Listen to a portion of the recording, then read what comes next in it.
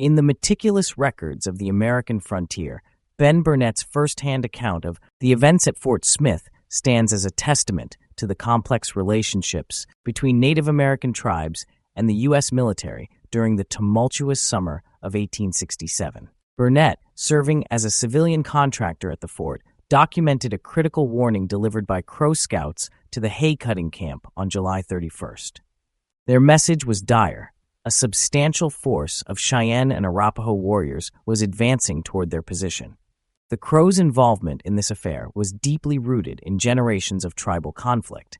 Their alliance with the U.S. Army emerged not merely from diplomatic convenience, but from a profound struggle for survival and sovereignty. Displaced from their ancestral territories and facing increasing pressure from their traditional rivals, the Sioux, the Crow Nation, found themselves in an untenable position.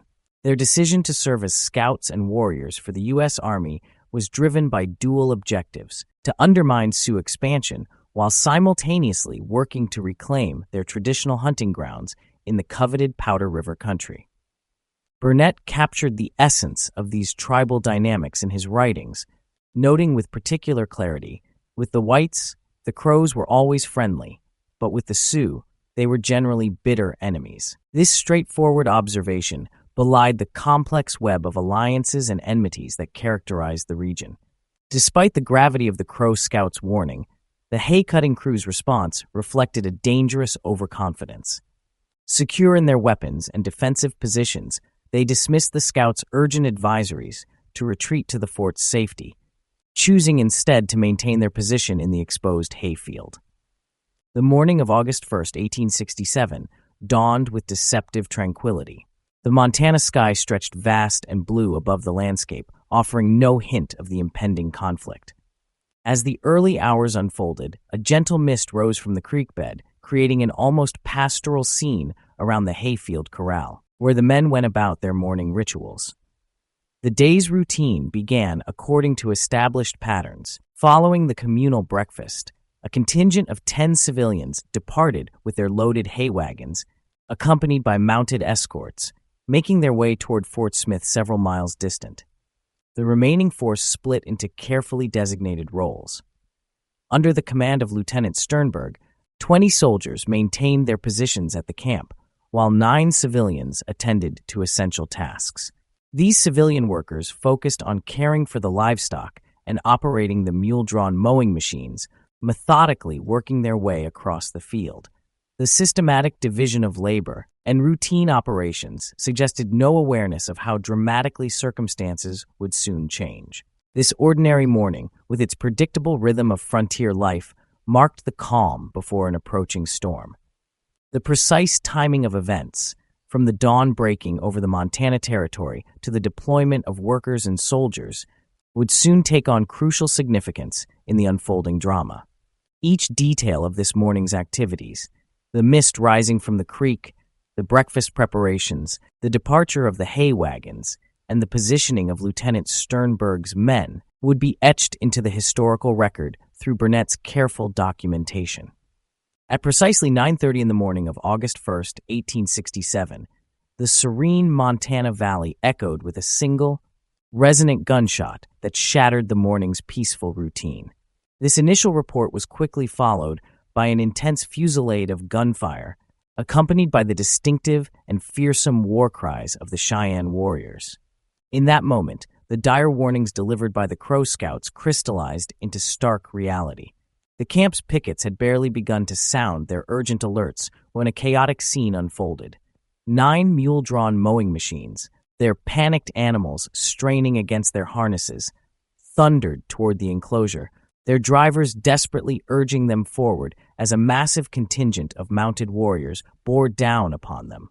Lieutenant Sigismund Sternberg of the U.S. Army's 27th Infantry Regiment found himself commanding a mixed force of 20 soldiers and 9 civilians in this sudden crisis. Their response was swift and disciplined, as years of frontier experience had trained them for such emergencies. The entire group executed a rapid withdrawal into the corral's confines, but the attacking force's speed and tactical precision proved remarkable. The Native American warriors moved with such calculated efficiency that they managed to secure the rifle pits surrounding the corral before the defenders could establish proper control of these crucial defensive positions. This left the soldiers and civilians with no choice but to take immediate cover behind the corral's log construction. The initial phase of the battle demonstrated a fascinating tactical interchange that would later be studied in military accounts. The attacking force, drawing upon their extensive experience with U.S. Army weaponry, launched their assault with a strategic assumption. They anticipated the standard 20 to 30-second reload time typically required for traditional rifled muskets. This calculation, which had proved effective in countless previous encounters, was meant to create a critical window of vulnerability in the defenders' response capability. However, the attackers encountered an unexpected technological advantage that would significantly influence the battle's outcome. The defenders were equipped with the military's newest innovation, breech-loading rifles, weapons capable of delivering sustained rapid fire that defied the attackers' tactical expectations. As the warriors charged the corral, they were met with an initial volley from the defenders. Following their battle-tested strategy, they pressed forward, expecting to exploit the presumed reload interval. Instead, they were met with an immediate second volley that sent them reeling back from their advance. This unexpected development created a crucial respite in the fighting, allowing the defenders precious time to strengthen their position. They worked frantically, digging defensive trenches and converting hay receptacles into bulletproof barriers by filling them with dirt, an improvised but effective form of frontier fortification. The battle's most poignant moment came early in the engagement when Second Lieutenant Sternberg, serving as the commanding officer of the hay-cutting detachment, made a fateful decision that would cost him his life. Standing upright within the corral's confines, Sternberg attempted to rally his men with a display of traditional military bravado. His exact words, preserved in historical records, rang out across the battlefield. "Fight like men." These would be his last words. Moments after this vocal demonstration of courage, Sternberg fell to enemy fire, his death coming nearly simultaneously with that of Private Thomas Navin. Their sacrifices marked the opening phase of what would become one of the frontier's most notable engagements. Following the deaths of Lieutenant Sternberg and Private Navin, command immediately transferred to Sergeant James Horton, adhering to the military chain of command. However, fate intervened swiftly as Horton sustained severe wounds shortly after assuming leadership, creating a critical leadership vacuum in the midst of the crisis. It was at this pivotal moment that D.L. Colvin, a civilian with invaluable military experience as a captain during the Civil War, stepped forward to organize the defense. Armed with his Henry repeating rifle, Colvin proved his combat prowess by effectively engaging multiple warriors while simultaneously implementing crucial tactical decisions that would prove vital to the defenders' survival. Drawing upon his battlefield experience, Colvin immediately instituted a disciplined defensive strategy. He methodically positioned the remaining able-bodied men at calculated intervals along the corral's interior perimeter, ensuring each defender maintained responsibility for a specific field of fire. This tactical deployment maximized their defensive coverage while minimizing their exposure to enemy fire, demonstrating Colvin's professional military acumen honed during his service in the war between the states. As the morning wore on, the situation grew increasingly dire. The defenders watched the minutes crawl by with agonizing slowness, each passing hour marked by the conspicuous absence of reinforcements from Fort Smith. Despite their increasingly precarious position, Colvin maintained his composure and continued to direct the defense with the same steady determination he had displayed at Gettysburg. His recorded comment, "We will never get out of here alive," though grim, reflected not despair, but a realistic assessment of their situation, even as he continued to organize and inspire the men under his command. The attacking force demonstrated sophisticated battle tactics by launching a coordinated assault from multiple directions, specifically targeting the corral from the elevated positions of the bluffs to the east and south. While the defenders successfully repelled this attack, it came at a significant cost. One more soldier fell in combat, and 2 others sustained wounds. The Native American warriors then employed an advanced military strategy, utilizing flaming arrows to ignite both the surrounding grass and the corral's latticework wall, creating a tactical smokescreen that served dual purposes. This smoke coverage allowed the attacking warriors to advance to within approximately 12 yards of the corral's perimeter, demonstrating remarkable tactical sophistication.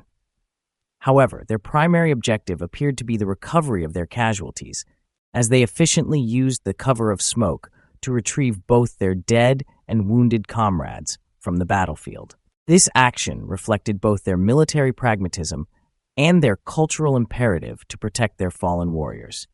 The engagement entered a new phase when a fortunate shift in wind direction caused the fires to subside naturally. The battle then transformed into a prolonged exchange of sniper fire that continued throughout the morning hours. The persistent sound of gunfire echoing across the valley should have been clearly audible to the garrison at Fort Smith, making their continued absence all the more conspicuous. This lack of response from the fort, despite the obvious sounds of sustained combat, would later become a point of significant controversy in military investigations of the incident. The defenders found themselves increasingly isolated, maintaining their positions with diminishing ammunition and mounting casualties, yet receiving no indication that relief forces were en route from the nearby garrison. From an elevated vantage point overlooking the battlefield, Lieutenant Palmer, who had been leading a routine woodcutting expedition in the mountains, found himself an unexpected witness to the intense combat unfolding below. Recognizing the gravity of the situation, Palmer demonstrated considerable tactical awareness by maintaining his party in a tight defensive formation around their wagon train. Despite encountering sporadic resistance from Cheyenne warriors during their retreat, the lieutenant successfully guided his men back to Fort Smith, arriving at approximately 1 p.m. Upon reaching the safety of the fort, Palmer immediately sought out Lieutenant Colonel Luther P. Bradley, the garrison commander, urgently requesting authorization to organize and lead a relief force to aid the besieged men at the hayfield. Colonel Bradley's response to this request would later become a subject of significant historical controversy and military debate. Despite the clear evidence of ongoing combat and Palmer's first-hand account of the situation, Bradley made the decisive but contentious choice to deny the request for reinforcements. While Bradley's official report never explicitly stated his reasoning, military historians have suggested that his decision may have been influenced by the recent memory of the Fetterman Massacre, where an entire detachment of soldiers had been lured into a devastating ambush. This strategic caution, however, would not spare Bradley from harsh judgment. Burnett, Colvin, and their fellow survivors would subsequently condemn his decision as an act of cowardice, a perspective that would color historical accounts of the engagement for years to come. Around noon, the attacking forces temporarily withdrew from their positions, creating a brief window of opportunity for the defenders.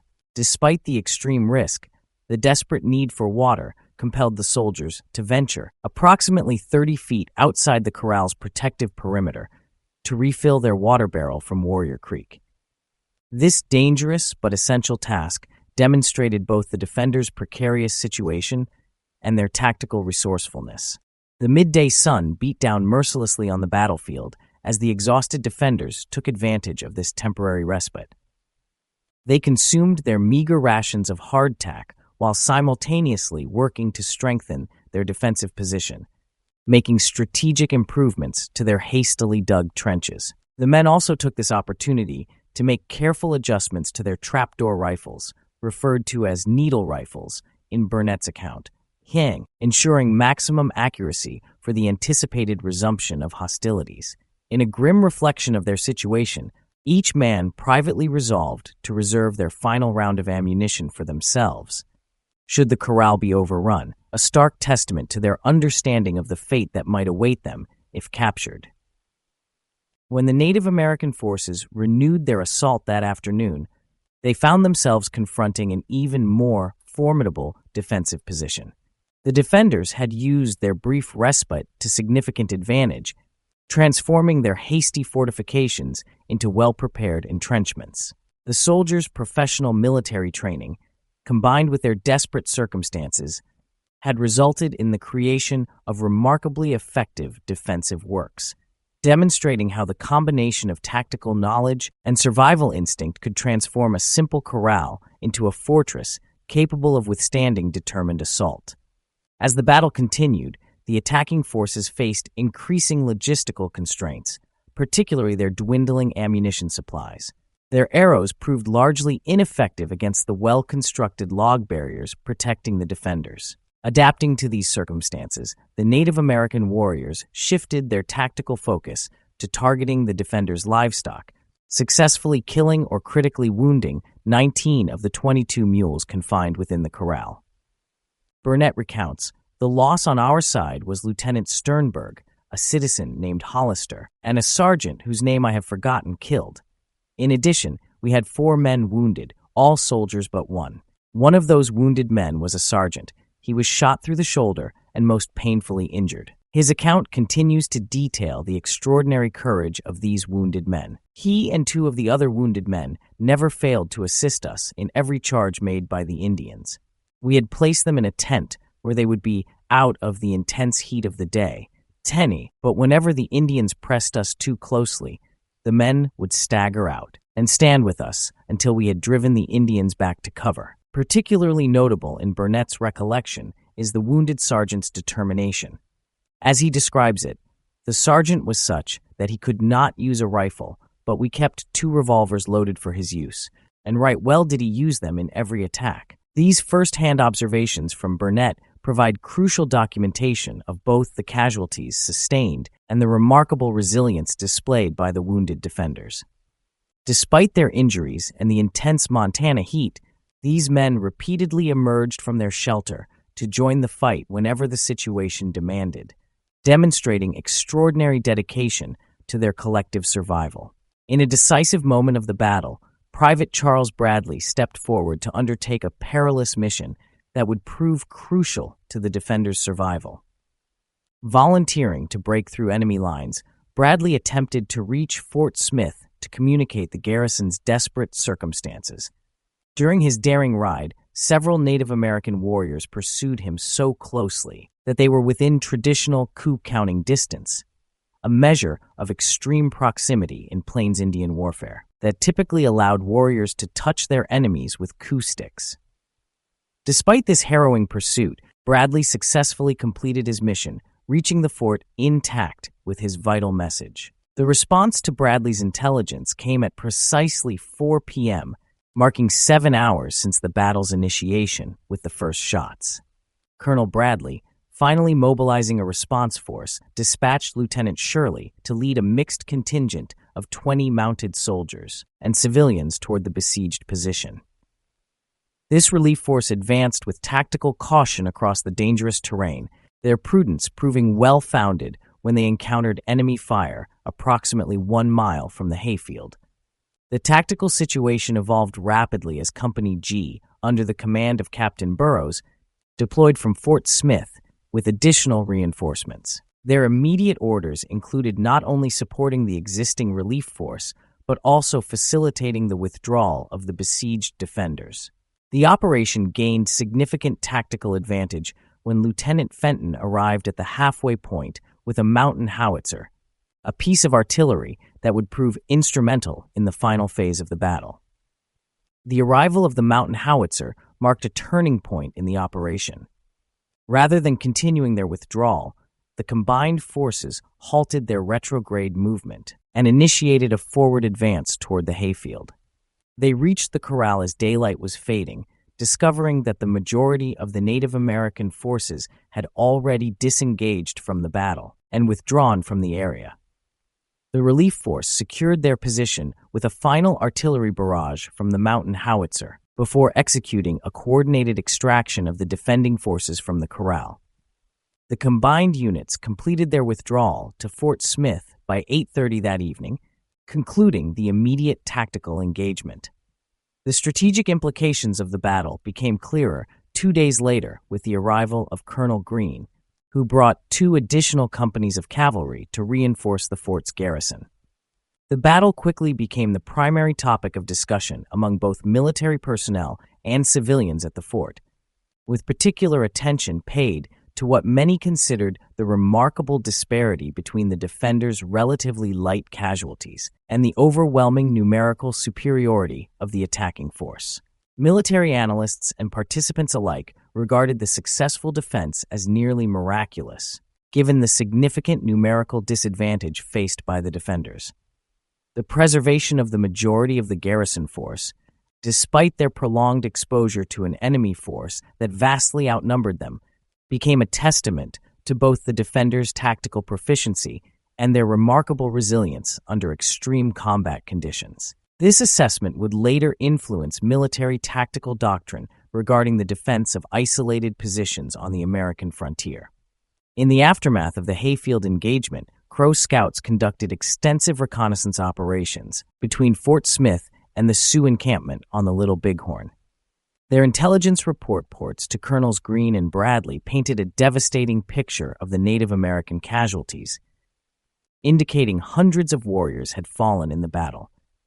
The Crow scouts provided detailed observations of Cheyenne warriors conducting their traditional burial rituals, carrying their dead into the surrounding hills, where they were ceremonially placed atop burial poles. Burnett records in his retelling of the aftermath that Colonel Greene asked these Crows if they could guide him to a place in order to get a more correct estimate of the Indian loss. The colonel organized a reconnaissance party that included 2 cavalry troops and several civilian observers, among them Captain Colvin, who had commanded the corral's defense, and A.C. Lawton, the Fort Smith sutler. Burnett himself joined this expedition. The scouting party proceeded to their first objective, a ledge approximately 2 miles south of the Hayfield. In Burnett's own words, "We found over 50 bodies." This discovery provided initial confirmation of the significant casualties inflicted during the battle. The Crow scouts then informed the party of an additional burial site located roughly 2 miles east of their current position, claiming it contained an even larger number of casualties than the first location. However, Colonel Greene exercised tactical caution in response to this information.